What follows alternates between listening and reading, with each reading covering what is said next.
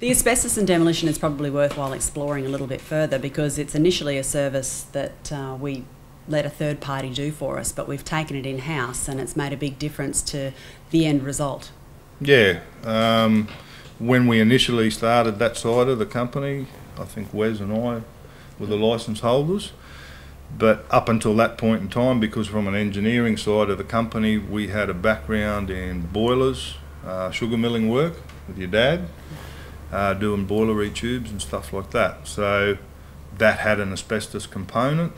Rather than farm that out, we decided to take that on ourselves, which was a little bit of a challenge in itself.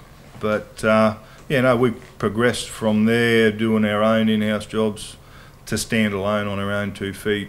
Our biggest client base would be through the Queensland government, one department or another, building and asset services, Queensland Health, Queensland Education. So pretty broad spread there, but again, as with the construction, that's anywhere and everywhere. We're off next week up to the Torres Straits again for some Queensland education work. So, yeah. And the challenges of working in the Torres Straits, for people who may not be familiar with that part of the world, what does that mean? Tyranny of distance, but at the mercy sometimes of your freight to and from. Accommodation can be a bit hard. The weather, small communities, you've got to get in tight, touch base with who you need to in the community so we can just do your everyday stuff. In particular, a couple of islands up there, we're getting fairly close to the New Guinea side of things, so at times we've got to look at the health or potential health aspects or implications for our staff and ourselves. But generally, the overall amenity of the work site, keeping the guys happy, fed, making sure they're all okay and getting them back in one piece. So, not big challenges, but they're all stuff that we have to consider. I think it'd be fair to say that it takes a special kind of person to work in those kind of conditions and be that adaptable. What would you say the best people that we've had over the years have been? What are the qualities of those people? Like you said, being able to adapt and realistically being able to live away from your comforts and think on your feet and make the best of what you can while you're out there, and just be task driven and get through the job as quickly and safe as you can.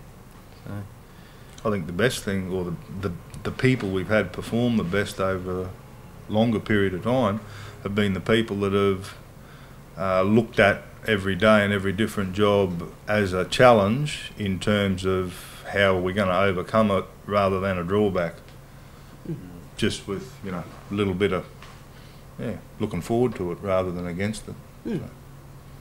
Yeah, I think pretty much the same. I've done a lot of time working in remote locations and up around the Torres Strait Islands, and you do have people that just aren't suited to that type of work, so it's good to get in with a group that everyone can get on and sort of work as a team and get in and get it done and enjoy the comforts of what's there while you're there. It's, there's a lot of good things about the Torres Straits as well. Working up there is good fishing, and so when you do get your time off, take advantage of what's there and make the best of what you've got while you're there, and when it's time to go, hook in and get out, come home. So Wes, what do you think has been the most unusual job we've ever been asked to do?